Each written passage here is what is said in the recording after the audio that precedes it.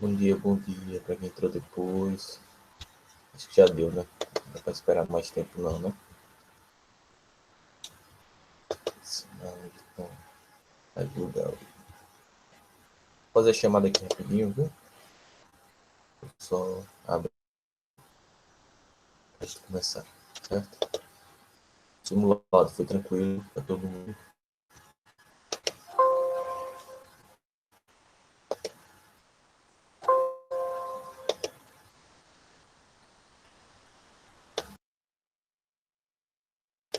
Tranquilo, né? De carro, né? Dia, Luísa. O assunto é fácil, né? O primeiro assunto era fácil. Né?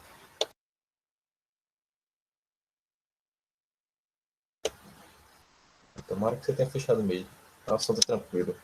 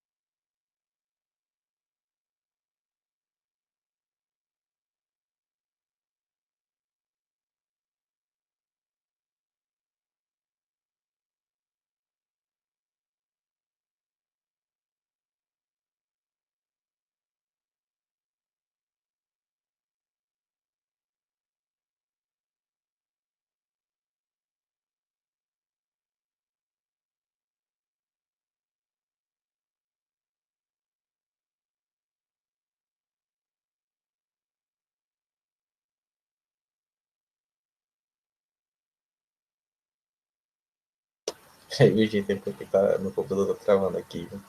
Me deu uns segundinhos aqui, desculpa aí. Eu tô conseguindo abrir aqui no arquivozinho da apresentação. Um minutinho.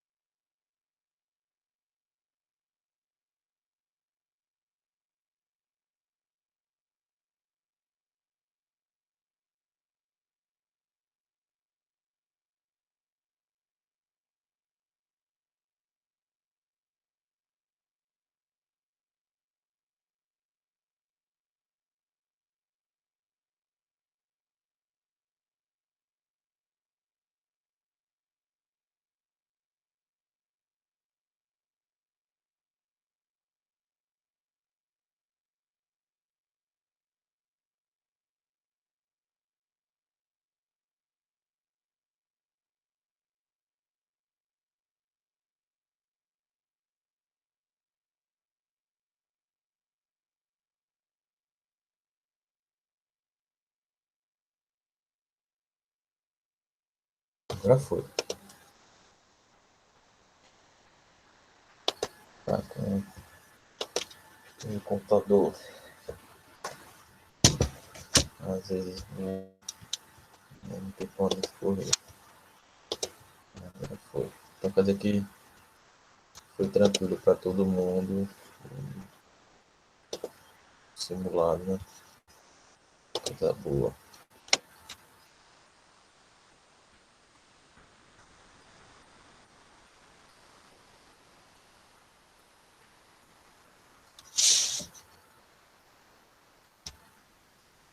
Bom, para a gente dar uma recapitulada, né? Então, o que a gente está vendo, né? Está estudando e começou a evolução, né? E discutir um pouco sobre evolução humana, ou evolução humana não, evolução humana a gente vai ver mais para frente. Aí começou a ver os principais teóricos, né? Teorias e ideias e princípios que norteavam a ideia de transformação das espécies, de modificação ou não. A gente falou sobre o processo sobre o fixismo, falamos sobre o processo de transformismo, né? Vimos alguns exemplos de fixismo e nos debruçamos mais sobre o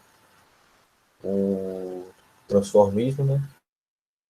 Evolução, o evolucionismo, os evolucionistas, que é a partezinha que mais nos cabe dentro do campo da ciência, né? Então, dentro do campo de ciência, da produção de conhecimento científico, a gente focou mais no processo de especiação, né? Ou de especiação, de evolução, que a gente vai falar de especiação hoje, de evolução. Então, a ideia e os princípios evolutivos e evolucionistas, que a gente viu começando lá a princípio lá com o Lamarck, dando esse pontapé inicial na, nas ideias, nos princípios que norteiam a evolução biológica, né, a evolução das espécies, com aquelas primeiras ideias dele, né, com aquelas ideias que focavam principalmente nos princípios naquelas duas leis básicas dele, né, que você viu lá no simulado, né, a lei do uso e desuso e a lei da transmissão dos caracteres adquiridos. Por mais que está aparecendo na apresentação, saiu, né? Ah, meu Deus. Vou botar de novo aqui.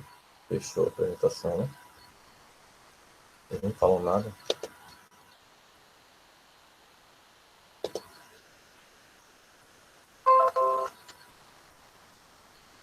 Não fechou também. Já fiz a chamada, cara. Se preocupe não que eu botei sua presença. Sei não o que foi. Peraí, gente. Deixa eu tentar ajeitar aqui de novo. Tá dando esse problema toda hora. Me deu um minutinho aí.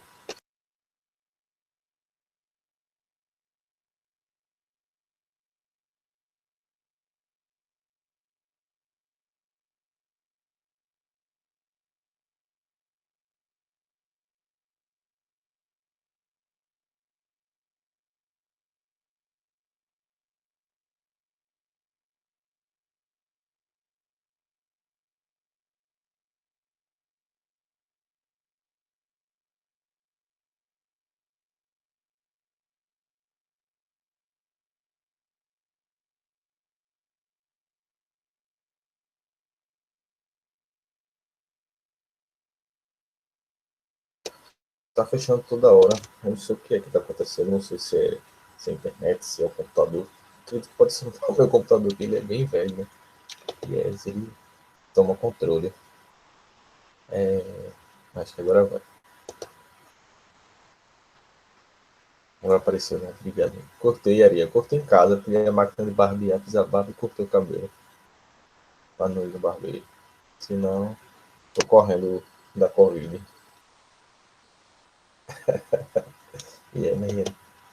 Mas é isso aí. Foi no improviso em casa. Aí, aí desse jeito. É... Bom, e aí a gente teve um pouco sobre o Lamarck, né? Suas ideias, seus princípios. Vimos lá que tinha algumas falhas, algumas diferenças, né?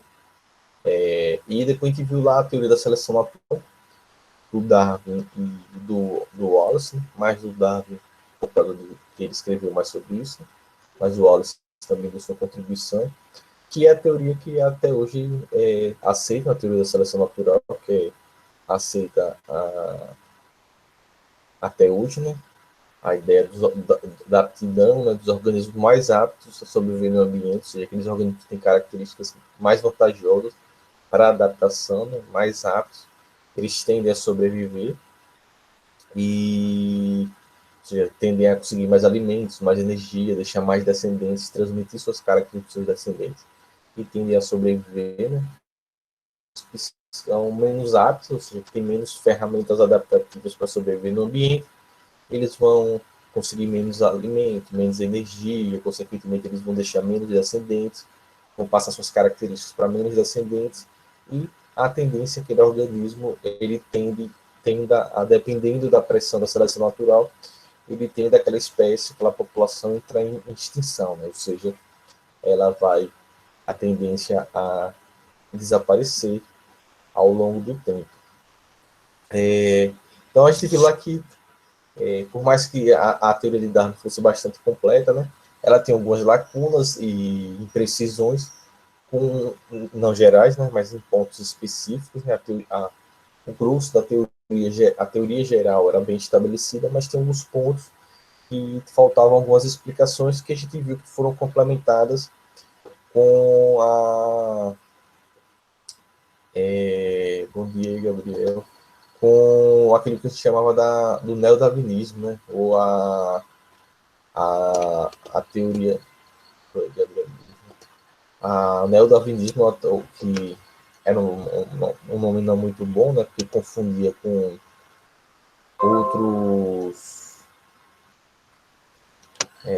com outros princípios, né, outras ideias da evolução, né,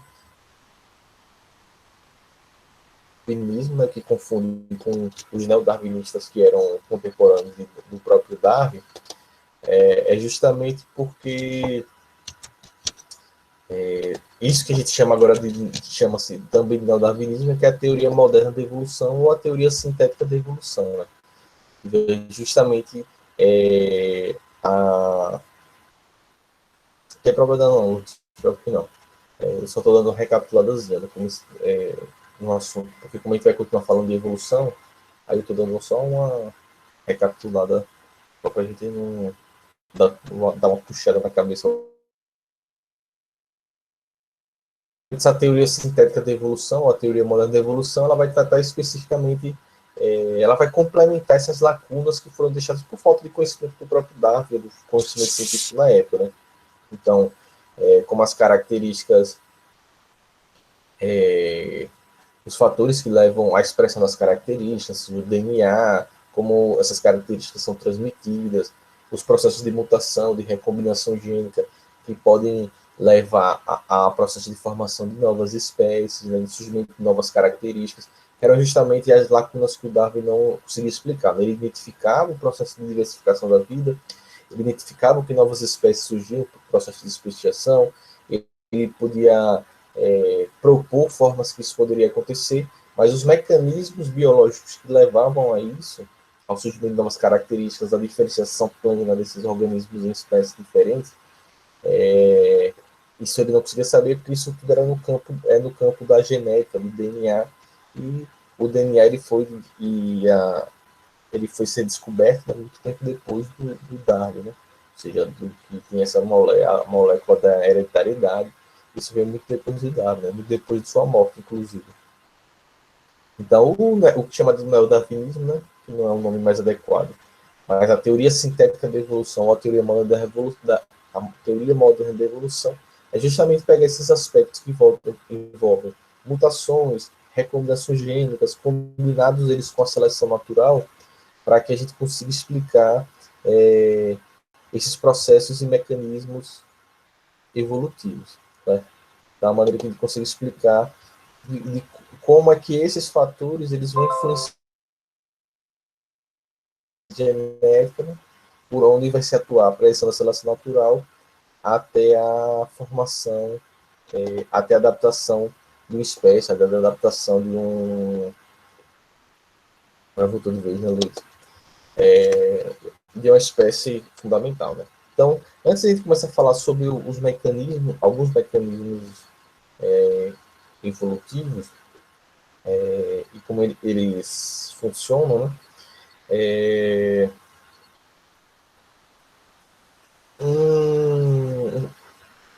Uma questão que é bastante importante a gente saber é justamente a questão que envolve a adaptação, né? O que é essa adaptação? E como essa adaptação ela pode se expressar de formas bastante diferentes, dependendo das alterações que o ambiente sofra, né? Então, por exemplo, se você pensar em um ambiente que é úmido, né? Pensa assim, numa região de mata, que, que tem a sua umidade, que tem as suas reservas de água, né? Ou seja, que tem disponibilidade de água, esses organismos e os organismos que vivem nessa mata, as plantas, por exemplo, vão estar lá vivendo lá, fazendo seus mecanismos de vida, né? Ou seja, se alimentando, né? Fazendo fotossíntese, respiração, se reproduzindo, crescendo, de forma de acordo com essa disponibilidade desse recurso que é a água. E essas espécies elas estão vivas, né, adaptadas a esse ambiente, com seus mecanismos adaptativos, permitindo que elas estejam naquele ambiente, ocupando aquele ambiente, ou seja, plantas plenamente adaptadas a um determinado ambiente. Só que quando a gente fala do conceito de adaptação, a gente tem que entender que nem sempre um organismo que hoje em dia é muito bem adaptado a um ambiente significa dizer que ele vai viver para sempre. Quando eu falo viver para sempre, não é o mesmo organismo, né, mas a população, né, ou seja, o conjunto de espécies daqueles organismos vão viver eternamente. Aquela população ela vai estar sempre, ela está agora super adaptada. Isso não significa dizer que ela vai permanecer ao longo do tempo. Pode ser que ela sobreviva, essa população sobreviva, sei lá, mais 1.000 anos, mais de 200 mil anos. Pode ser que ela desapareça em 5 anos, 10 anos. E, e, e o que vai levar a essa possibilidade é justamente a adaptação, ou seja, essa relação entre a seleção natural e a adaptação dos organismos. Então, o organismo ele pode estar 100% adaptado, pode sofrer uma alteração e que as características adaptativas daquela espécie não as possibilitem mais sobreviver naquele determinado ambiente, ou seja, aquele organismo ele não vai conseguir mais sobreviver naquele ambiente porque ele perdeu as suas características, os mecanismos evolutivos, ou seja, aquelas ferramentas adaptativas que aquela espécie tinha para sobreviver naquele ambiente já não existe mais. Então, se a gente pensar nesse local que existe essa mata úmida, né, ou seja, que tem uma boa disponibilidade de água, se esse ambiente, por exemplo, sofreu um processo de seca, ou seja, de que a água, a quantidade de água fique mais reduzida, mais restrita, ou seja, nem que fosse esse período, mesmo que esse período fosse de seca não seja tão longo, né? Mas se essa região sofrer uma seca, o que vai acontecer? Aqueles organismos que já possuírem características que possibilitem que eles tenham uma maior eficiência na absorção e no armazenamento de água no seu corpo, eles vão tender a ter uma maior chance de sobrevivência. E aqueles organismos que não têm essas características de, por exemplo, ou seja, eles não são eficientes em armazenar água em seu corpo, ou seja, eles vão ter características adaptativas menos eficientes para sobreviver nesse ambiente. Então, o que é que vai acontecer? Essa alteração nas condições do ambiente vai levar a um processo em que a seleção natural ela vai favorecer aqueles organismos que são mais eficientes a sobreviver nesse ambiente de seco, ou seja, naquele ambiente que existiam de mato, que existiam várias plantas diferentes, com o período de seca, o que vai acontecer? Vão sobreviver aquelas plantas que tenham características que as possibilitem armazenar água com maior eficiência. E aquelas plantas que não tenham, por exemplo, essas ferramentas, né, as características adaptativas para armazenar água, ou seja, elas vivem em um ambiente que sempre tem disponibilidade de água e elas não tinham, elas sobreviviam naquele ambiente, porque como sempre tinha disponibilidade de água, aquela água tranquilamente, sem precisar armazenar aquela água. Né? Então, quando aquela água desapareceu nesse período de seca, aquela plantinha que tinha sempre essa disponibilidade de água e que não tinha nenhuma ferramenta adaptativa para armazenar água, já que ela sempre tinha água em abundância, ela não vai começar a sofrer dificuldades, ou seja, ela vai começar a sofrer o que a gente chama da pressão da seleção natural, ou seja, a ausência dessas características vão fazer com que essa planta ela não consiga sobreviver a, a esse determinado ambiente. E aí pode ser que, pela seleção natural e por essa nova condição ambiental, essa planta que não tem a capacidade de evitar a perda de água, e aí pode ser o que, gente? Pode ser um tecido que em água, pode ser uma estrutura impermeabilizante das suas folhas que evita que ela perca água em excesso, raízes que são mais eficientes para absorver água, em ambientes mais com menos disponibilidade de água, e aí por aí vai, pode ser qualquer uma dessas estruturas. Então, aquelas plantas que tiverem algo nesse sentido, elas vão conseguir sobreviver, porque elas vão ter maior eficiência hídrica, né? Elas vão conseguir sobreviver nessas novas condições impostas pelo ambiente. As plantas que não tenham elas vão começar a sofrer essa pressão, e se as condições ambientais elas não se alterarem a médio e longo prazo, o que vai acontecer? Por seleção natural, essas plantas que não são adaptadas, que não têm características adaptativas para, nesse caso aí, hídricas, né, de armazenamento, de evitar a perda de água, essas plantas elas vão tender, as que não têm essas características adaptativas, elas vão tender a desaparecer, ou seja, elas vão conseguir menos nutrientes, elas vão ter menos energia, ou seja, elas não vão conseguir crescer tanto, elas não vão conseguir se reproduzir tanto, não vão conseguir deixar muitos descendentes, e com o passar do tempo, talvez elas sejam eliminadas, ou seja, elas morram e daquela espécie, aquela população desapareça, ou naquele local, ou do mundo, se dependendo do caso. E aí esse organismo ele vai tender a entrar a extinção, ou seja, o processo de extinção é o processo em que você vai ter o desaparecimento de uma espécie do planeta. Então, veja que a questão da adaptação, o organismo ele pode estar adaptado agora a viver no ambiente, mas se esse ambiente sofrer com alteração, pode ser que as características que ele possui já não possibilitem mais a sobrevivência naquele ambiente, ele pode ser extinto. Então, como esse exemplozinho que eu dei aqui dessa mata, né? Então, tinham todas as plantas lá bem adaptadas a esse ambiente, a gente teve uma alteração ambiental, uma modificação do ambiente que se acometeu, né? Que ocorreu naquela região uma seca prolongada, e aí só conseguiram sobreviver aquelas plantas que já tinham características que as tornavam mais eficientes hidricamente, ou seja, ou para evitar a perda de água, ou para armazenar água, ou para absorver água com uma eficiência. E aquelas plantas que não tinham essas características mais específicas para sobreviver em ambientes em períodos mais secos, elas tendiam a desaparecer. Então, o organismo ele pode estar adaptado agora, mas amanhã ele pode não estar mais. Isso vai depender das condições ambientais e do tamanho da pressão seletiva que esses organismos eles podem sofrer de acordo com a sua sobrevivência, certo? Então, quando a gente fala que o organismo está apto a sobreviver agora, não significa dizer que ele está adaptado para todo sempre, ou seja, as espécies que tem agora elas vão permanecer. Não, muitas espécies, não precisamos pensar nos dinossauros, né? Os dinossauros eles dominaram praticamente uma era inteira da história da vida da Terra, dominaram o planeta como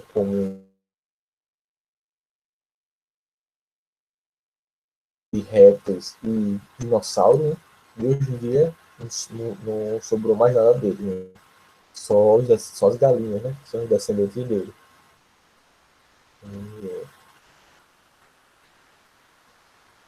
Certo? Então, essa é a noção de adaptação. Então, essa noção de adaptação ela é fluida, né? No sentido da permanência da espécie, né? Ou seja, o organismo pode estar adaptado agora, amanhã ele pode não estar adaptado. Como um organismo que também não era tão bem adaptado ao ambiente, mas que sobrevivia, ia sobrevivendo, com a alteração do ambiente ele pode se tornar mais apto a sobreviver no ambiente. Né? Ou seja, da mesma forma que você tem uma espécie que é bem estabelecida e com alteração do ambiente, aquela espécie pode ser não mais tão bem estabelecida, porque a seleção natural não vai mais favorecer a permanência dela, né, já que ela não tem os aparatos, né, os mecanismos adaptativos para sobreviver. E o inverso também, pode ser, você pode ter uma espécie que não é tão bem adaptada ao ambiente, que vai sobrevivendo aos trancos e barrancos, e com uma alteração no ambiente, pode ser que essa modificação no ambiente pode ser que ela favoreça esse organismo e as suas características adaptativas, e esse organismo que não era tão bem adaptado, ele passa a ser melhor adaptado a essa nova condição ambiental. Então, a seleção natural ela vai atuar de acordo com as condições do ambiente, né, com as características do ambiente que vão favorecer ou não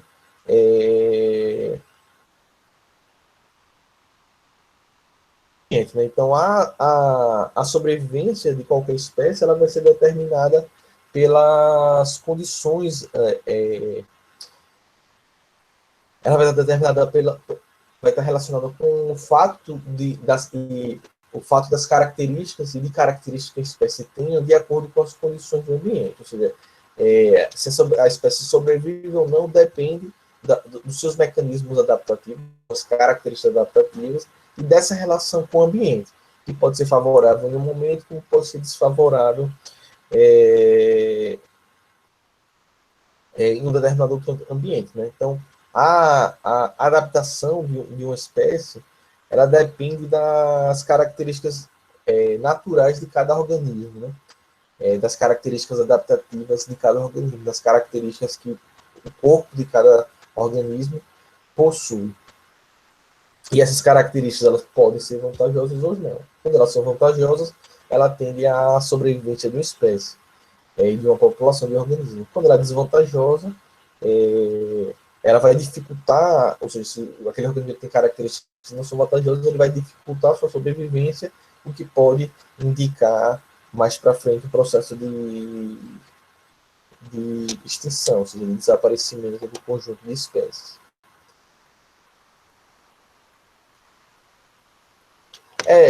Ariel, boa pergunta. Tem uma relação que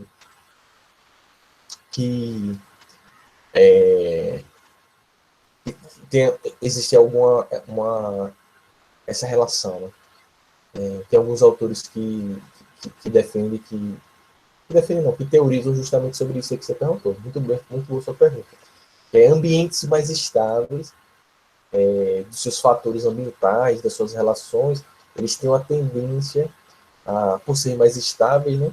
Eles têm uma tendência a ter uma maior diversidade de organismos, porque como eles são mais estáveis, eles se modificam menos, ele tem menos fatores que interferem, a tendência a ter uma maior diversidade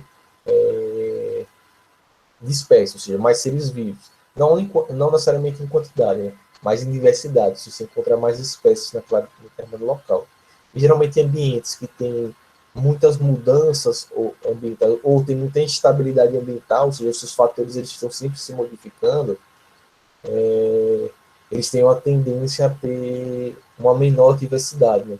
Então, ambientes mais estáveis, você tem uma pressão da seleção natural menor, a seleção natural atua de forma menos, vamos dizer assim, menos pesada, menos afuniladora, né? Ou seja, uma seleção mais fraca, né? E logo você consegue que tenham mais espécies, mais organismos naquele ambiente. E esses ambientes ambientes que têm muitas alterações, que têm muitas modificações de seus fatores ambientais, eu falo isso que pode ser que a oscilação de temperatura, por exemplo, muito extrema, né? Ou de salinidade, por exemplo, nesses pontos de encontro do rio com o mar, né? A gente chama dos estuários, né? Os estuários eles são esses pontos em que a água do rio começa a se encontrar com a água do mar e, e aí você tem muita oscilação de salinidade, né? Que é a quantidade de sal na água. Né? Então você tem pontos que tem mais salinidade, tem pontos que tem menos salinidade, você tem muita mistura da água do rio com o mar, ou seja, são ambientes que eles sempre estão se modificando, os seus fatores ambientais eles se alteram muito. Então esses ambientes que têm um menor equilíbrio na sua dinâmica, ou seja, eles são mais instáveis, eles teriam uma tendência a ter uma pressão seletiva maior, porque você tem uma série de fatores ambientais que sempre estão se modificando, e logo essa modificação constante desses fatores ambientais, eles vão exigir que os organismos eles sejam muito bem adaptados a esse ambiente, ou seja, que ele tenha características que façam com que eles se adaptem bem a essas variações do ambiente. Esses ambientes menos instáveis, eles teriam uma menor que suas características ambientais se alteram menos, que você tem menos, um menor grau de mudanças, você teria uma seleção que seria menos forte, né? E que possibilitaria que um maior leque, ou seja, uma maior variabilidade, uma maior variação de mecanismos adaptativos pudessem existir naquele ambiente, logo você teria mais espécies. Então, essa é uma relação que existe sim, Ariel. Tá certíssimo. Muito bem, sua pergunta foi ótima. Então, sim, isso pode acontecer. Então, ambientes que mudam menos, você vai ter uma maior diversidade. Ambientes que se alteram com maior frequência, que são menos estáveis, eles teriam uma tendência a ter menos espécies, porque você teria uma seleção natural atuando de forma mais forte, né? E você tem muitas modificações, então você teria que ter organismos muito bem adaptados a sobreviver nesse ambiente, que estaria se modificando com uma certa frequência. Então tá certo, é isso mesmo. Então a nossa adaptação ela é fundamental para a gente conseguir entender todo e qualquer mecanismo evolutivo e como ele vai se expressar na sobrevivência, né? Na que a gente chama da sobrevivência diferencial das espécies. Né? Então, essa é a primeira coisa que a gente tem que saber. Né? Essa nossa agora pode ser que ele não esteja depois. Outra coisa que é muito importante a gente discutir também é a noção de que a adaptação ela não é um sinônimo de força, certo? De força física, ou seja, se confunde muito essas noções de que a seleção natural, os organismos mais fortes eles tendem a sobreviver. E isso é uma noção que é equivocada, né? Na verdade, a noção a adaptação ela não está ligada à força física, certo? Ou seja, que os organismos fortes sobrevivem e os fracos não sobrevivem. Não tem nada a ver com isso. A nossa adaptação é você ter características que possibilitam você se adaptar ao ambiente. Você pode ser o organismo mais frágil do mundo, mas se naquele ambiente em que você vive, no caso a sua espécie, naquele ambiente que ela vive, aqueles bichinhos vivos, aquelas plantinhas vivas, mais frágil possível. Se ele tem os mecanismos, ou seja, se eles têm as características que o possibilitam se tornar muito bem adaptados ao ambiente, eles sobrevivem com tranquilidade, certo? Ou seja, você pode ter um organismo que tem uma aparência muito frágil, né? Aqueles bichos, os insetos, né? Aqueles bichos pau, né? Que é aquele inseto. Eita, gente, travou aqui para mim. Vocês também voltou, né? Voltei. Que são bem frágeis, mas aquele bicho pau, você já viu, sabe qual é? Um insetozinho. No livro vocês têm a foto, tá? Na página 130. Tem um bicho pauzinho que ele parece um gravetozinho, ele é bem frágilzinho. E, e ele sobrevive muito bem, muito frágil, né? Pequenininho, mas ele se camufla muito bem no ambiente, né? Ele é confundido com galho, e aí muito dificilmente os predadores dele encontram ele.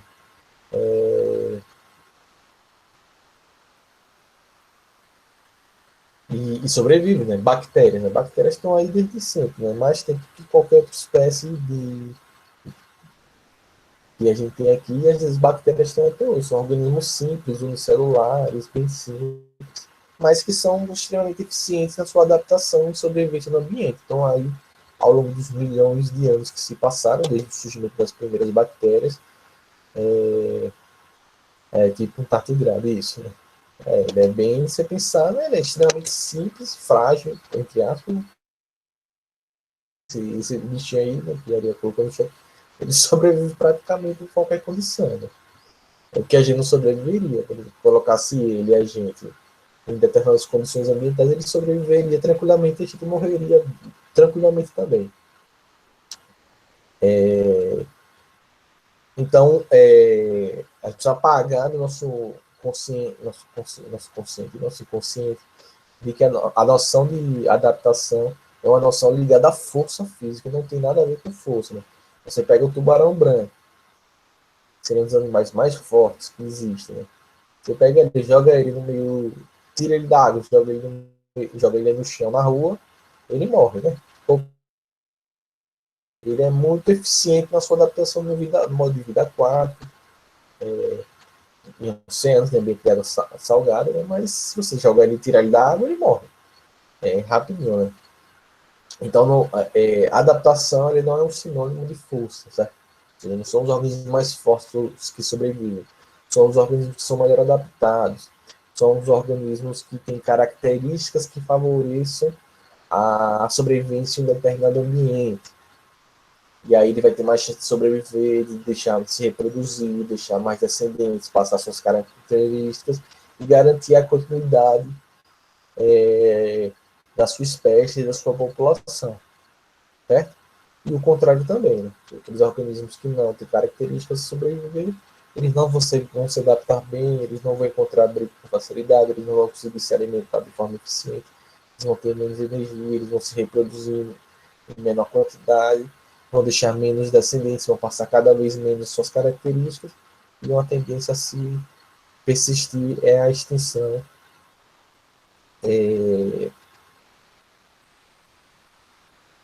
de uma determinada espécie. Certo? Tranquilo aí para todo mundo o conceito de adaptação.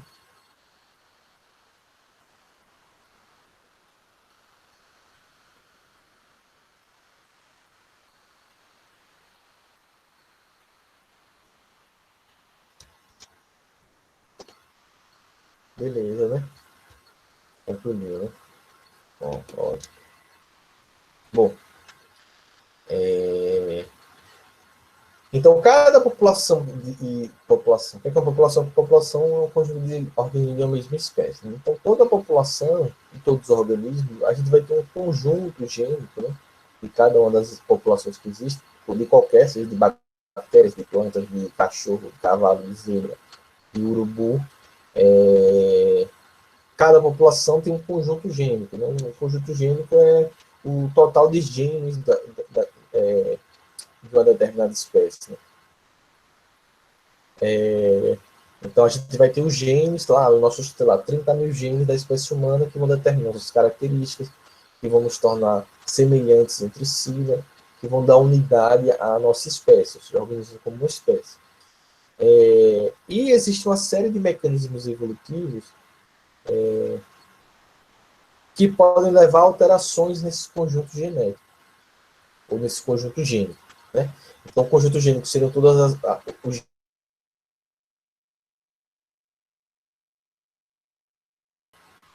alguns mecanismos que conduzem ao processo evolutivo, eles podem levar à alteração desse conjunto gênico. Né? Então, a gente tem nossos genes, né? Todos os genes, todas as espécies têm seu conjunto de genes, e esses genes eles podem sofrer alterações. Né? E aí, quem pode levar essas alterações eram as coisas que o Darwin não conseguiu explicar, né? Ou seja, como é que novas características poderiam surgir e desaparecer. Né? Quem pode levar esses processos são os mecanismos evolutivos. Esses mecanismos evolutivos atuando sobre esses conjuntos de genes levam, podem fazer com que as espécies elas variem. Né? Esses conjuntos gênicos levando essas variações, eles podem fazer com que a gente apresente o que a gente chama de variabilidade genética ou variabilidade gênica dentro de uma população. Né? Então, se os fatores evolutivos eles atuam sobre o conjunto gênico de uma população, ele pode levar ao que a gente tem a variabilidade genética. O que é a variabilidade genética? A variabilidade genética são as diferenças que vão existir dentro de organismos de uma mesma espécie. Ou seja, dentro de uma mesma população, quanto maior a variabilidade genética você tem, mais diferenças entre os indivíduos da espécie você tem. Quanto menor for a variabilidade genética, menor será a diferença entre os organismos daquela espécie. Então, por exemplo, nós somos todos da mesma espécie, né? Somos o Homo sapiens sapiens, né? Subespécie. Mas nós temos diferenças entre nós, sejam diferenças visuais, né? Ou seja, no nosso visual, né? Nós somos cada um diferente, mas também no funcionamento de nossos genes a gente vai ter algumas diferenças uns entre os outros, e um para os outros, né? Eu e Ariel, Bia, Luísa, Carla, Arthur, né? A gente, todo mundo é da mesma espécie, mas a gente tem algumas diferenças entre nós, sejam na aparência, sejam moleculares, né? Isso aí que a gente chama de variabilidade genética. Então, quanto maior a variabilidade genética, mais diferenças a gente encontra entre os indivíduos dentro de uma população. Quanto menor a variabilidade genética, menor são menores são as diferenças entre os indivíduos de uma espécie. Né? Então, os fatores evolutivos, quando eles atuam sobre os conjuntos gênicos de uma espécie, eles podem agir sobre a variabilidade genética de uma espécie, ou aumentando a variabilidade, ou, em alguns casos, diminuindo a variabilidade. Ele também perguntou alguma coisa. Beleza. Certo? Que é justamente o que a imagenzinha da apresentação aí mostra aí para você, né? Então a gente viu alguns fatores que quem já estudou até lá atrás, né? Mas alguns fatores que podem levar à alteração da probabilidade genética, né? E que são fatores evolutivos, né? Que atuam justamente sobre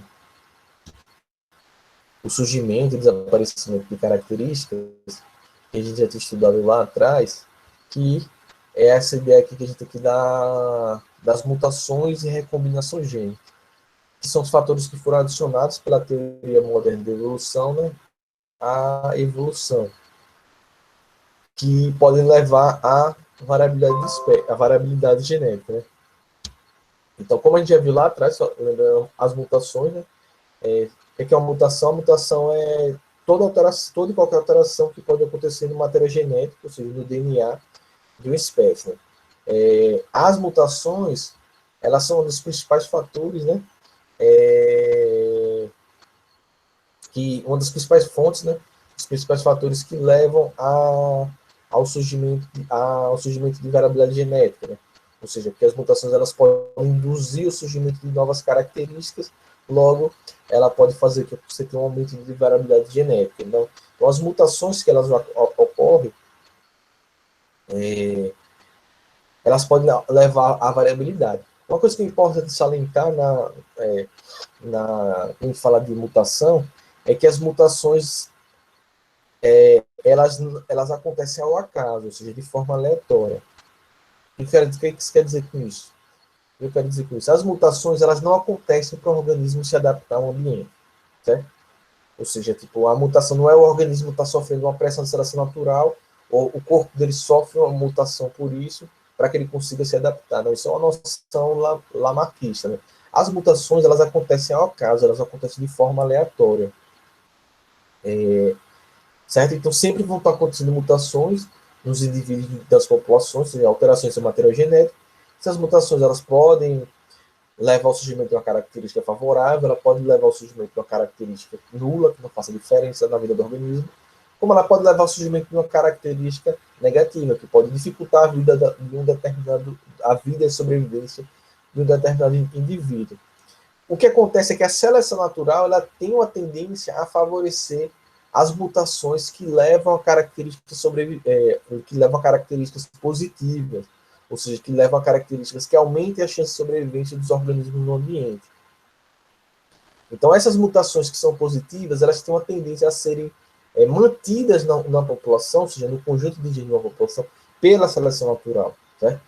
Não é o sentido contrário, que a mutação surgiu para que o organismo se tornasse melhor adaptado a sobreviver no ambiente. Na realidade, a seleção natural selecionou aquela mutação porque ela tornou aquele organismo mais apto a sobreviver.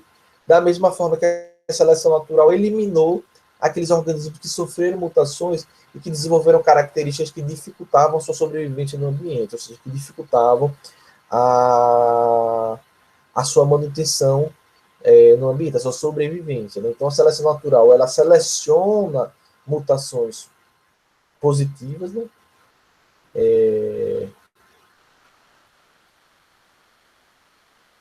Tem uma seleção positiva, quando ela seleciona mutações que levam a características positivas, adaptativas, que aumentam a chance de sobrevivência, ou até as nulas, né, que não vão fazer diferença, ou seja, não vão atrapalhar a vida do organismo, não vão ajudar, mas não vão atrapalhar. Né?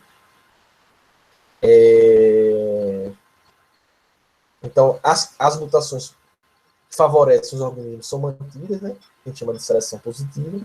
E a seleção negativa é quando é o contrário, né? Quando são eliminadas da população, né, aquelas mutações que levaram a características desfavoráveis ao organismo e à sobrevivência daquele organismo. Certo? Então, as mutações elas podem aumentar a variabilidade genética, elas tendem a aumentar, né, as diferenças, se elas só serão mantidas ou não, dependendo da sua eficiência naquele organismo. Então, a gente precisa, nunca pode esquecer disso, gente, que as mutações elas não levam não, as mutações elas não ocorrem para os indivíduos se adaptar ao ambiente. Né? Toda mutação ocorre ao caso, é aleatória. Certo? Ela acontece de forma aleatória. Então, ela pode levar a uma maior eficiência de sobrevivência do organismo, como ela pode levar a um aumento a uma dificuldade de sobrevivência do ambiente. É a seleção natural que vai escolher, vai selecionar de forma positiva, quando você tem surgimento de características que tornem a adaptação mais eficiente ou que não atrapalhem, né, as nulas, e você tem as seleções negativas que tem as características e os organismos que desenvolveram novas características a partir de mutações que dificultaram o seu processo adaptativo.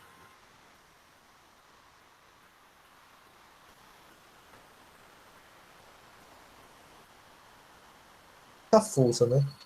Por assim dizer, a força entre aspas. Entre aspas. seria uma força. Eu acho duas coisas. O nome dela seria essa força, essa pressão do ambiente, né? A gente chama da seleção natural. Então, seria essa força que é produzida, né, pelo ambiente, que vai selecionar os organismos que vão ser aptos ou não a sobreviver nesse determinado ambiente. Né? A gente viu que as mutações elas podem ocorrer, a gente viu lá atrás, em células somáticas e em células germinativas, né, que são as células reprodutivas.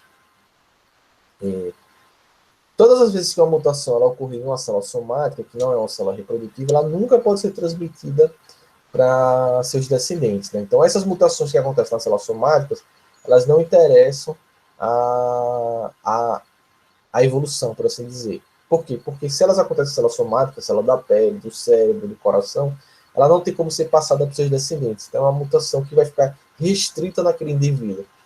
Então, pode ser que aquele indivíduo sofreu uma mutação e torne ele imortal. Mas se essa imortalidade dele foi causada por mutações nas suas células somáticas, ele vai ter 1000 filhos, ele não vai passar essa imortalidade dos seus filhos. Certo? Então, evolutivamente, essa é uma mutação que não interessa em absolutamente nada. Porque a seleção natural ela não atua sobre os indivíduos isolados, ela atua sobre os indivíduos no seu contexto populacional. Né? Então, uma mutação que, por exemplo, leva uma pessoa a virar imortal, mas ocorre em suas células somáticas, evolutivamente não interessa, porque aquele indivíduo ele vai ser imortal, vai viver para sempre, mas a sua população, os outros organismos de sua espécie, não vão ser imortais. Ou seja, eles podem entrar todos em extinção e aquele sujeito que vai sobreviver para frente, a espécie dele está extinta, a espécie dele não vai se perpetuar mais. Então, só interessa para a evolução e para a seleção natural as mutações que acontecem nas células reprodutivas, ou seja, que vão gerar características que podem ser passadas para os seus descendentes. Certo? Então, se as mutações, se for uma mutação que chega a atingir as células germinativas, que vão formar os gametos, o espermatozoide e o óvulo, aí essas características podem ser passadas ao longo das gerações. Aí é uma característica que interessa a evolução e a seleção natural. Certo? Então, se a imortalidade, a mutação que leva à imortalidade do indivíduo também atingir as células germinativas, então significa dizer que essa característica ela vai ser transmitida ao longo das suas gerações, ou seja, seus descendentes serem imortais também, e vão levar a sobrevivência plena desse organismo no ambiente. Né? Então, só as mutações que atingem as células germinativas interessam nesse processo evolutivo aí, que vão levar à variabilidade, às diferenças entre os organismos da espécie. Né?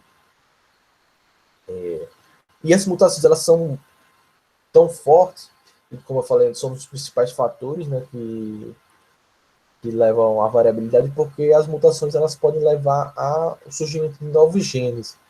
Ou seja, pode ser que novos genes surjam por mutações.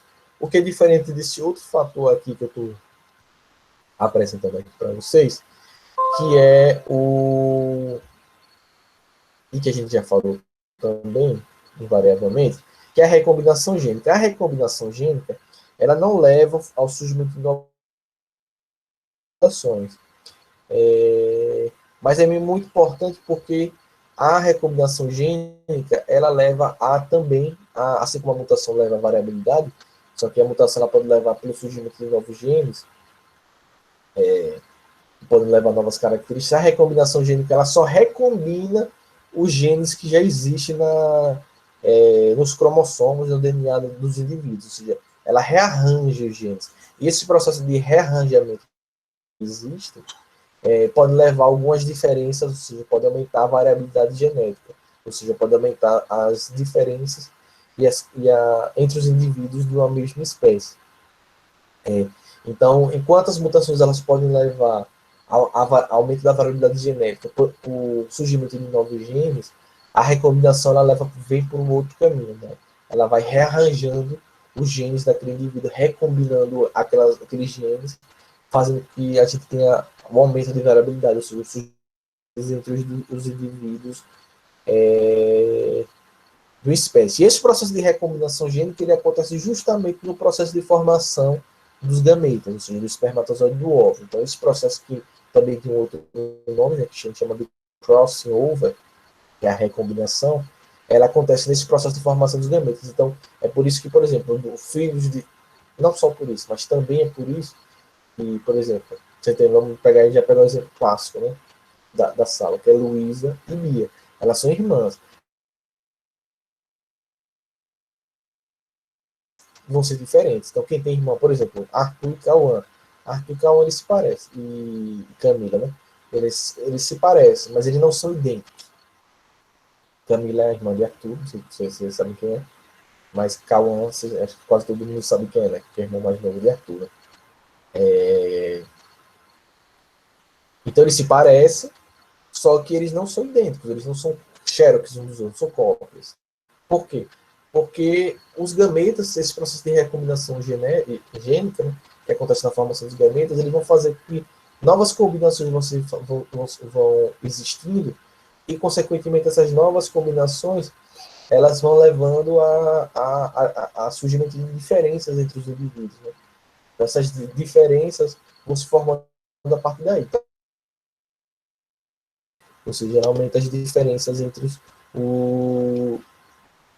os indivíduos. Certo? Então a gente vai ter essas diferenças se formando a partir daí. Né? Então essa combinação aqui entre mutações e recombinações vão atuar sobre a variabilidade genética, sobre a população, e a partir daí a seleção natural vai atuar sobre esses indivíduos, né? No contexto populacional, sobre a expressão dessas características a partir do seu DNA, suas mutações, suas recomendações, que vão levar à variabilidade, e a seleção natural vai atuar sobre a expressão dessa variabilidade genética nos organismos, o que vai levar à adaptação.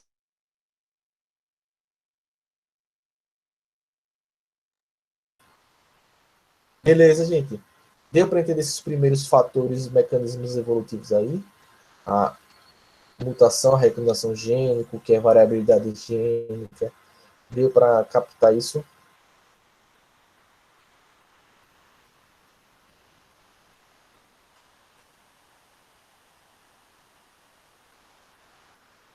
Beleza, então. Vamos respirar fundo para continuar.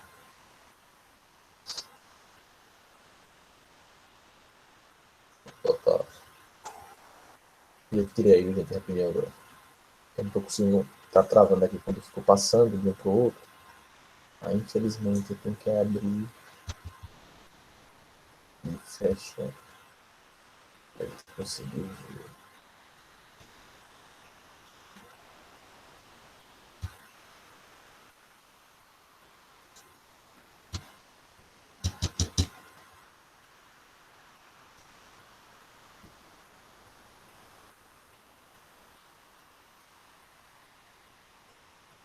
Ué, abri.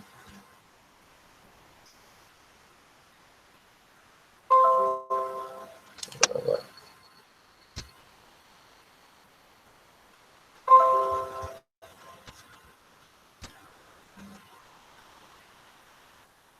Beleza, né? Pronto, tá tranquilo. Então, a seleção natural, como também ela também é um mecanismo, né, evolutivo, é,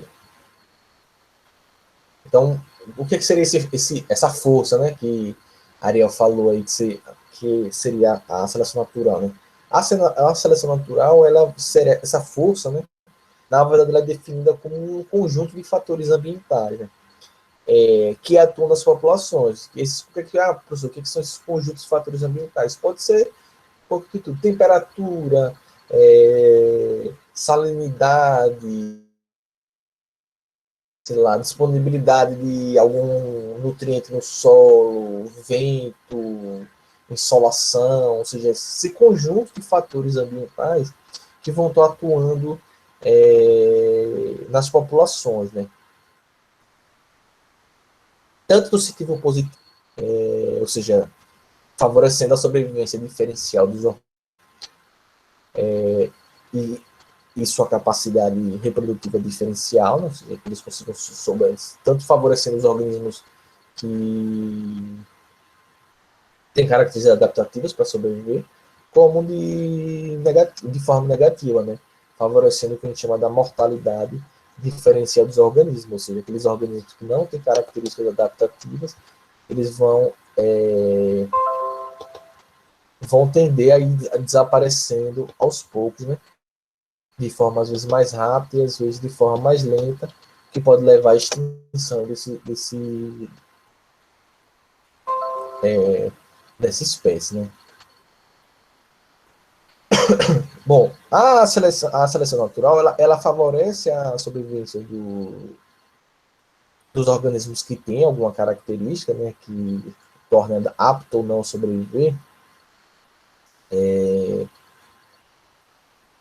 ou seja, que selecione ou elimine aquele organismo e aquelas características em determinado ambiente, né? A natureza, né, e a seleção natural, ela vai os mais aptos, que tem mais chance de sobreviver, como já falei, vai eliminar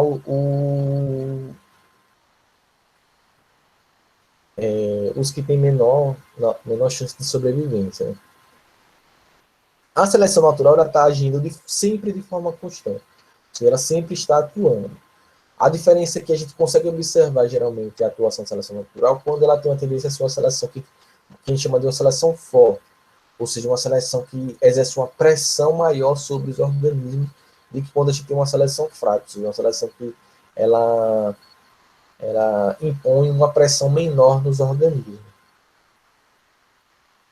Então, a seleção natural sempre está agindo. Toda vez que tenha uma grande mudança, ou mesmo uma pequena mudança no ambiente, a seleção natural ela vai estar agindo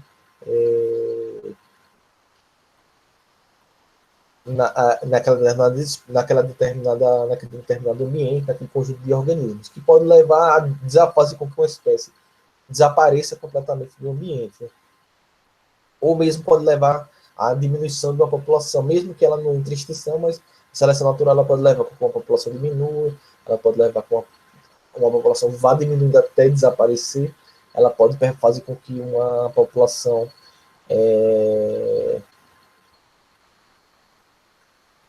se mantenha no ambiente, que é justamente o que essa a imagenzinha aqui está apresentando aqui para você. Né? Então, quando você tem imagine que aqui o eixo Y aqui, a coluna aqui, né? Na vertical, é o número de indivíduos, né? E o eixo X seria o tamanho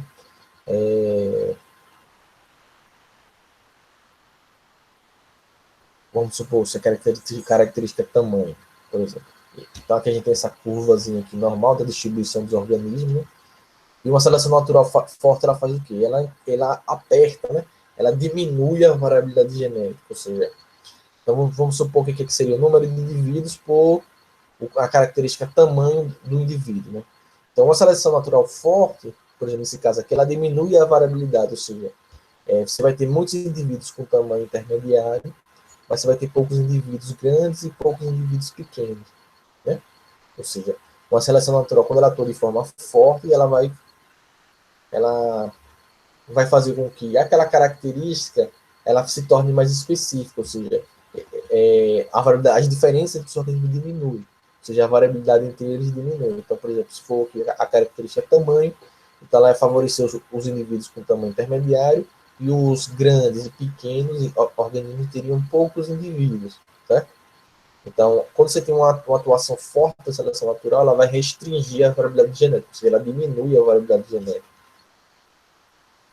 as diferenças entre os indivíduos. Quando você tem uma seleção natural mais fraca, essa curva, veja que ela fica menos acentuada, ou seja, você vai ter uma variabilidade genética maior.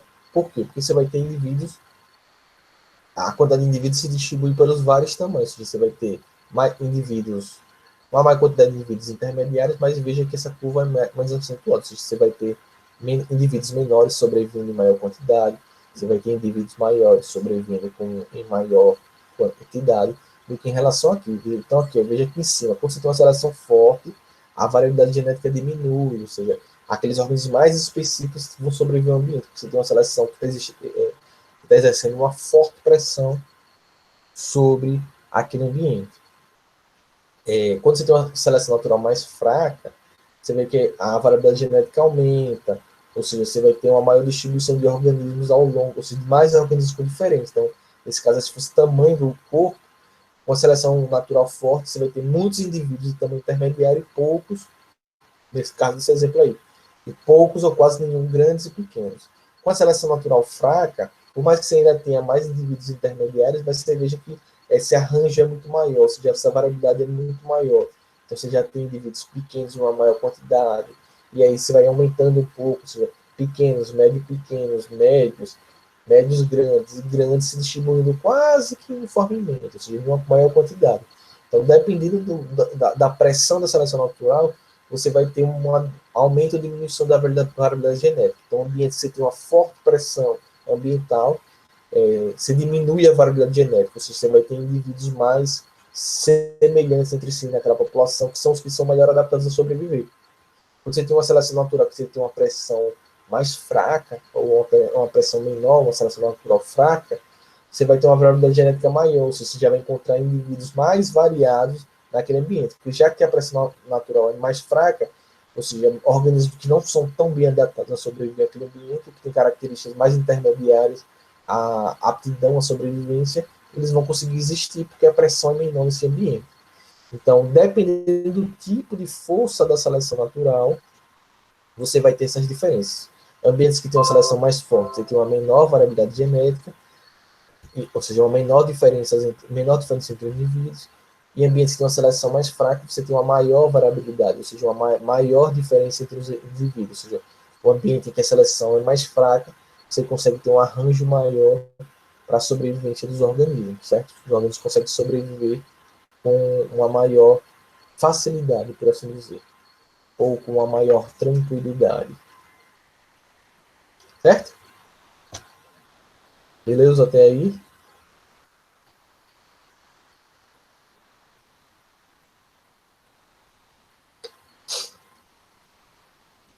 Vou falar mais uma coisinha aqui.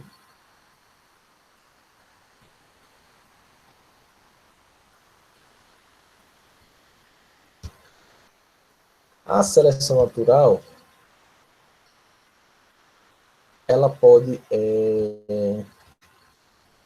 atingir as espécies de três formas principais, né?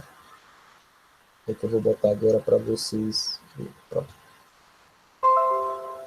A seleção natural ela pode atuar de três formas, basicamente.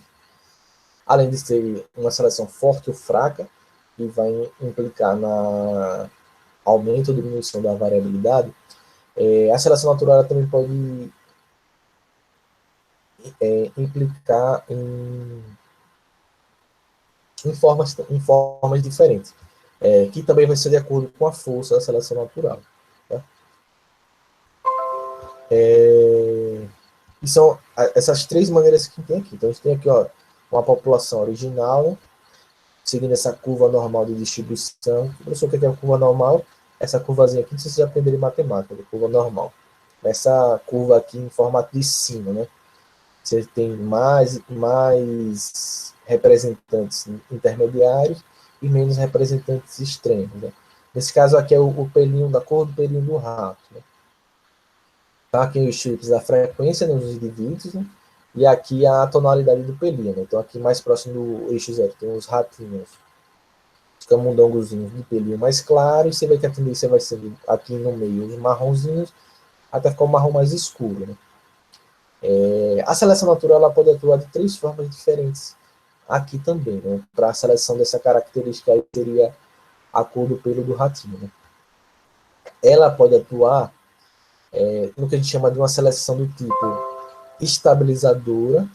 O que é uma seleção estabilizadora? Uma seleção que favorece os indivíduos que têm características intermediárias. Certo? Então, essa aqui seria a população evoluída, aqui o pontilhado seria a população original antes da pressão da seleção natural. Então, uma seleção estabilizadora, ela tende a selecionar os organismos que têm características intermediárias e tende a fazer o que? Eliminar os organismos que têm características extremas. Então, os ratinhos de pelinho, os camundongos de pelinho claro e de pelinho mais escuro, eles tendem a sumir. Então, por que a gente chama de seleção do tipo estabilizadora? Porque ela estabiliza, ou seja, ela seleciona a característica central, ou seja, ela elimina ou diminui consideravelmente, aí vai depender da força, os extremos, e vai manter, ou seja, os organismos que têm características intermediárias. Então, essa é uma característica estabilizadora. Então, se ela, se ela elimina esses extremos, então é uma seleção estabilizadora forte. Ou seja, quanto mais forte for a seleção estabilizadora, menos indivíduos, vai diminuir a variabilidade, a gente vai ter cada vez só indivíduos mais centrais. Se ela for uma seleção estabilizadora mais fraca, aí você vai ter mais indivíduos centrais, né, mas você ainda pode ter indivíduos mais extremos, só que em uma quantidade menor. Né? Então, é a seleção estabilizadora, ela estabiliza. Ela tem uma tendência a manter indivíduos com características intermediárias dentro daquela característica, certo? No caso aqui, a cor dos peluzinhos. A seleção natural, outro tipo de seleção natural que a gente tem é a seleção direcional, né? O que a seleção direcional faz? Ela vai, o nome já diz, direcional, ou seja, ela vai selecionar organismos que estão em nenhum dos extremos da distribuição da característica que é. Então, nesse caso aqui, ela está favorecendo os organismos que têm características intermediárias ao pelinho mais escuro. Então veja que ela, o que chama de direcional, porque ela seleciona para uma das direções, certo? Nesse caso aí foi para a direção que ela selecionou os organismos de pelos escuros, certo? Então os organismos de pelos mais escuros foram selecionados e os organismos de pelo mais claro foram eliminados. Então a seleção direcional, ela pode selecionar para qualquer uma das direções, certo? Ou para um lado ou para o outro. Nesse caso aqui foi para o lado dos pelos mais escuros, mas poderia ser o inverso. Uma seleção direcional em que os organismos de pelinhos mais claros fossem selecionados e os de pelinhos mais escuros não fossem. Né? Então a seleção direcional, ela direciona, certo? Ou seja, ela conduz para uma direção. Aí tem vários, vocês podem encontrar vários exemplos que levam isso. Leva muito comum com isso de pesca de salmão. Se não me engano, é pesca de salmão, né? Que eles usavam as redes, né? E aí eles começam a usar umas redes que só pegam os maiores, né? Então, o que acontece? Eles iam pescando, né? Os salmões menores passavam pela malha, né, da rede e escapavam. Aí, passando de um tempo, que aconteceu? Só iam encontrando no ambiente os salmões menorzinhos porque eles conseguiam sobreviver. Né? Então, a rede ela funcionava como um fator seletivo. A gente chama de seleção artificial, né? Que é quando é por intermédio do ser humano. Então, os maiores desapareciam porque ficavam presos na rede, e os menores, os intermediários e menores sobreviviam porque eles não ficavam presos na rede. Então, isso funciona como se fosse uma seleção direcional, ou seja, a rede funcionou aí como um fator seletivo. Então, os maiores foram eliminados, que foram pescados, as pessoas comeram, né? E os intermediários menores sobreviveram. Então, isso é um tipo de seleção direcional, ou seja, você direciona a uma determinada direção na variabilidade característica daquela espécie, né? Para um lado ou para o outro, certo? E a seleção, que a gente chama de seleção do tipo disruptiva, elas são aquelas que os indivíduos intermediários é que eles vão sofrer a pressão e vão ser eliminados, ou nesse caso aqui, sua população vai diminuir significativamente. Então você tem aqui a distribuição normal, então o que ela vai fazer? A seleção disruptiva, ela seleciona os extremos, ou seja, ela vai selecionar, você vai ter mais organismos do pelinho claro e do pelinho escuro, e os intermediários eles vão diminuir ou tender a desaparecer. Então a seleção disruptiva, ela seleciona ao mesmo tempo dois ambientes, ou seleciona ao mesmo tempo dois extremos da distribuição daquela população. Então os extremos serão favorecidos e os intermediários serão desfavorecidos por esse processo de seleção natural. Então a gente vai ter esses três tipos.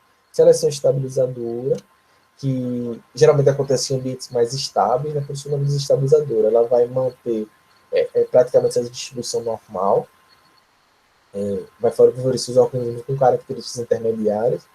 Ela pode restringir bastante se essa seleção estabilizadora for forte, né? Dependendo da variabilidade genética. Então essa curva ela pode ser maior ou menor, dependendo da força. A seleção do tipo direcional, direciona para um dos lados daquela característica daquela população, e a seleção disruptiva, que seleciona os extremos da distribuição daquela característica, favorece os extremos, seleciona os extremos e desfavorece, ou seja, tem a seleção positiva dos extremos e uma seleção negativa dos intermediários. Certo? Então, essas são as formas que a seleção natural pode atuar. Ela pode atuar. A seleção forte diminui a variabilidade genética, a seleção fraca aumenta a variabilidade, permite uma maior variabilidade. Seleção disruptiva seleciona os extremos positivamente. Seleção direcional seleciona um dos extremos positivamente. E a seleção estabilizadora seleciona os organismos intermediários positivamente. Beleza? Deu para entender isso, gente? Hoje eu falei que tem muita coisa, né?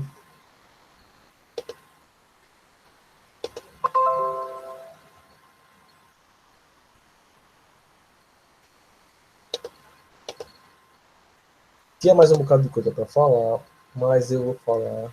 Mais um bocado não, mais algumas coisas, né? Mas eu só vou falar, como a gente está falando aqui de seleção natural, só para não deixar esse exemplo para a próxima aula, mas ainda fala de mais duas coisas, que é a seleção artificial e especiação. Mas aí isso eu deixo, a gente vê próxima semana, para não ficar tendo muita coisa na cabeça de vocês, viu? Já falei muito hoje. Mas só para a gente fechar essa parte de seleção natural, eu deixo vocês descansarem um pouquinho, tem um exemplozinho clássico, né, que é o da anemia falciforme. Não apareceu não para você ver aí.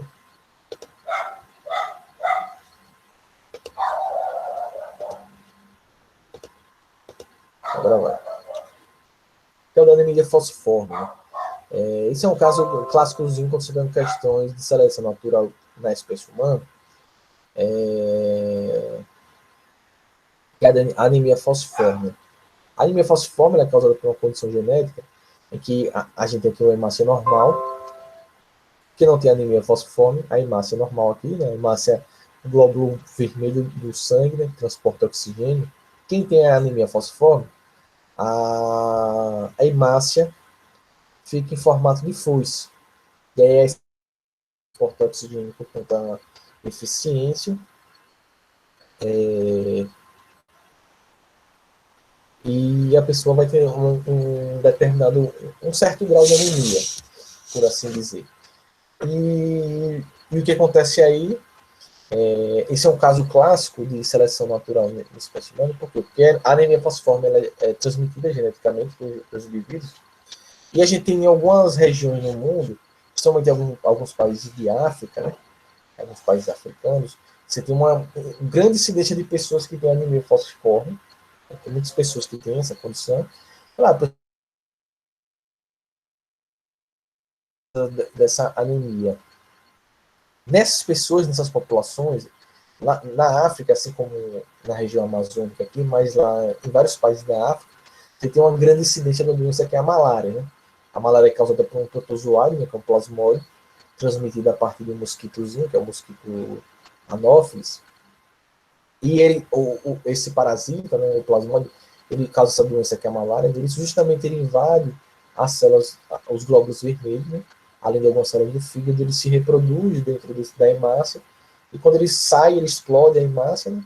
Libera uma série de toxinas no sangue, a pessoa tem febres altíssimas, e aí esse protozoário ele vai se reproduzindo assim, dessa maneira. O que acontece que é interessante, porque tem tantas pessoas nesses locais, que tem muito caso de malária e tem muitas pessoas com anemia falciforme. E no caso da anemia falciforme, ela é uma característica que favoreceu esses indivíduos perante a malária. O que acontece? Essas hemácias em formato de foice, por mais que a pessoa se torne eternamente anêmica, por assim dizer, porque os seus glóbulos vermelhos não conseguem transportar com tanta eficiência o oxigênio, logo ela tem menos energia, a pessoa é mais anêmica. O que acontece? O plasmódio, que é esse protozoário que causa a malária, ele não consegue Eita, travou aqui. Não sei se vocês estão me ouvindo. Vocês estavam me ouvindo ou cortou para vocês? Para mim aqui eu travei. Ouviram tudo que eu falei até agora? Então o que acontece, né? O plasmódio, ele não consegue, como ele se reproduz dentro das hemácias. Quem tem anemia falciforme, que tem essa hemácia em formato aí de foice, né?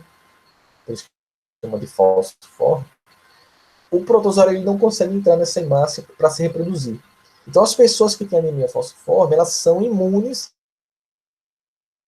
Então, por mais que o protozoário entre no corpo deles, eles não conseguem entrar nas células, nas hemácias, para se reproduzir e romper as hemácias, liberar as toxinas e causar condições. Então, a pessoa que tem anemia falciforme, ela é naturalmente imune a essa doença.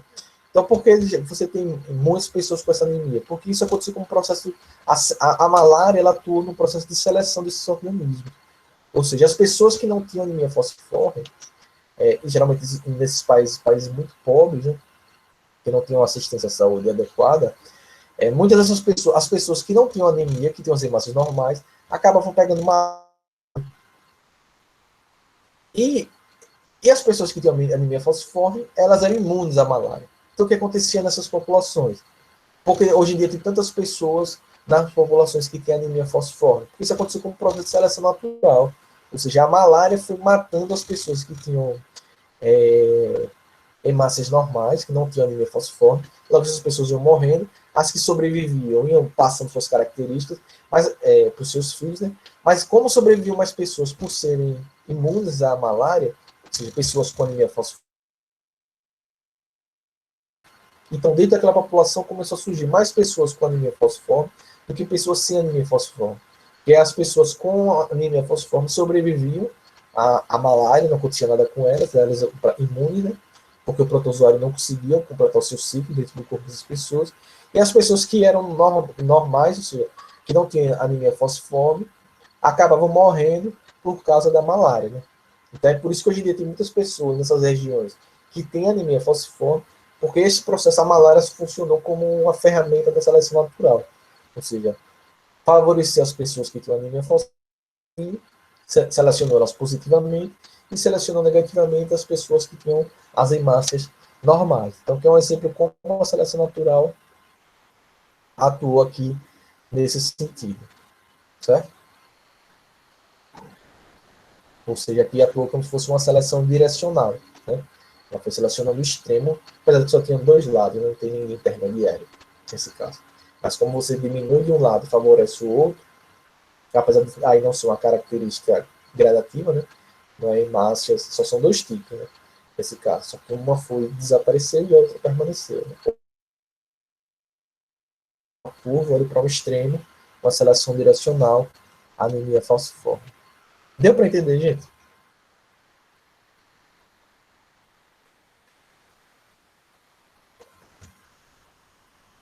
Tranquilo? Então a gente já está passando pelos assuntos da prova, certo? Que vai ser justamente a adaptação e mecanismos evolutivos. Então, o que a gente já viu hoje, do assunto que vai cair na prova da segunda unidade.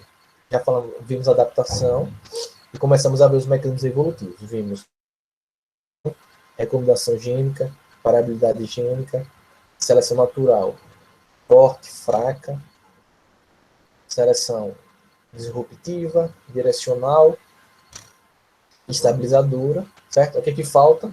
Que a gente vê segunda, seleção artificial e especiação. Aí a gente fecha o assunto da prova. Beleza?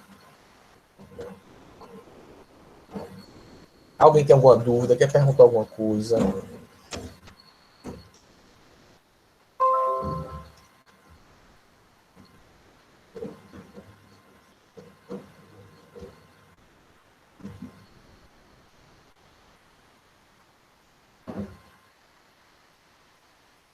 Eita, corrigiu o gabarito, não sei. Vamos ver se dá tempo.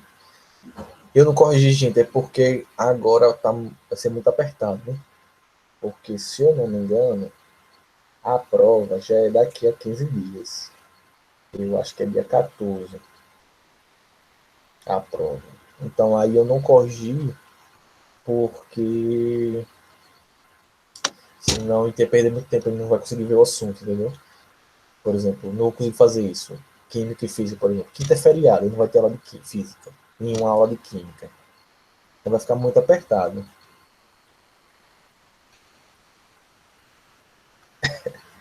Eu acho, né? Eu ainda vou confirmar, mas pelo calendário é dia 14 a prova, né? 14 é 18, ou é de 21 a 25, não sei. Vou confirmar com o Luciano depois. É por isso que eu não corrigi. Pra não, senão a gente vai ficar, sem, vai ficar muito apertado para ver os assuntos, entendeu? Por exemplo, hoje eu achei que a gente ia ver o assunto todo hoje. Não, já não vimos, né? Então, não, ela tá falando lá na frente. Né? Mas se der tempo, a gente corrige também. Mas se tiver alguma dúvida com relação a gabarito, essas coisas, porque Luciano, quando soltar lá, ele vai disponibilizar o gabarito também.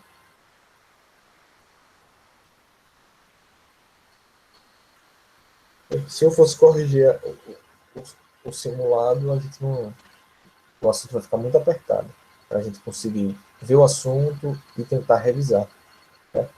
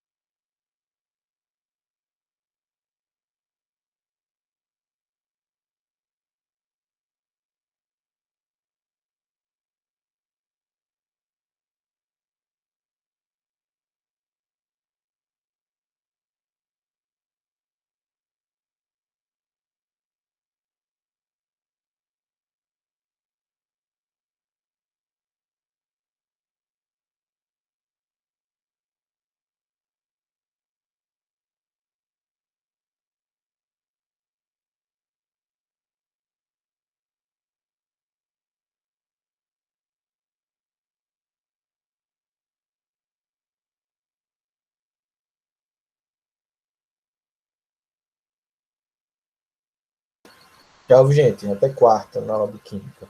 Ah, e para não esquecer, o caderno de atividade já está disponível na plataforma, viu?